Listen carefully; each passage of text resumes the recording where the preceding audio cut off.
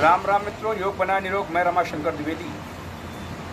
पितर पक्ष या श्राद्ध पक्ष वो सौभाग्यिक जीवन काल है जब हम अपने पुरखों को अपने हाथों से तिलंजलि देते हैं, जल देते हैं, उनके लिए खाना निकालते हैं।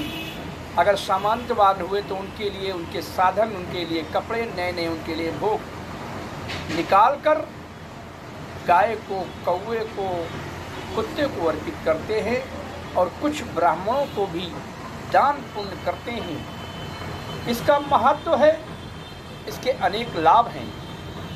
परंतु जो लोग ब्राह्मणों के प्रति नफरत का वातावरण फैलाते हैं, जो लोग मनुष्य सभ्यता से नफरत करते हैं, जो लोग वैदिक काल से नफरत करते हैं, जो लोग सनातन से नफरत करते हैं, जो लोग हिंदू धर्म पर पर्वों पर उपहास उड़ाते हैं, वो क्या जाने कि हमारी सभ्यता, हमारी धर्मावली कितनी जड़ों तक, कितनी गहराई में है।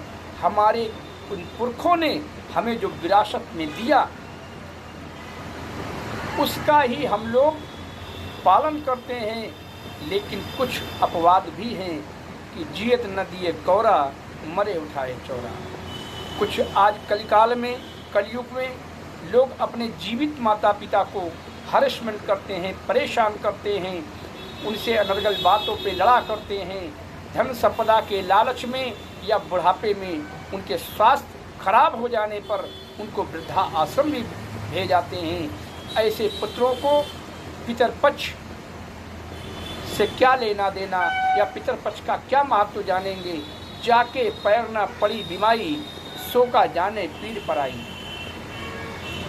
लेकिन हमारे धर्म में भी, हमारे धर्मवादियों ने भी इसका एक महत्व बताया है, इसके करने का तरीका बताया है कि पितर पक्ष में जल उसी का लगेगा, या बड़ा हो या छोटा हो।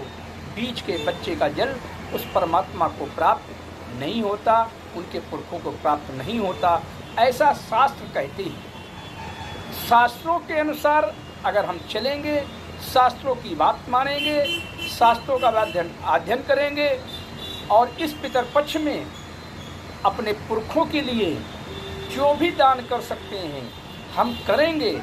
और अगर आपके अंदर वह मनुष्यता आ जाए, कुंठा से भर जाए, तो कोई ब्राह्मण आपके घर मांगने नहीं आता है। आप किसी ब्राह्मण को कुछ भी ना दें। शास्त्र कहते हैं कि इन चीज़ों पे, इन लोगों पे, इन व्यवस्थाओं पर अपने बहन को, अपनी बुआ को, अपनी बेटी को भी अगर आप भोजन कराते हैं और पुरखों के लिए खाना निकालते हैं तो भी वही फल मिलेगा जो ब्राह्मणों को खिलाने से मिलता है।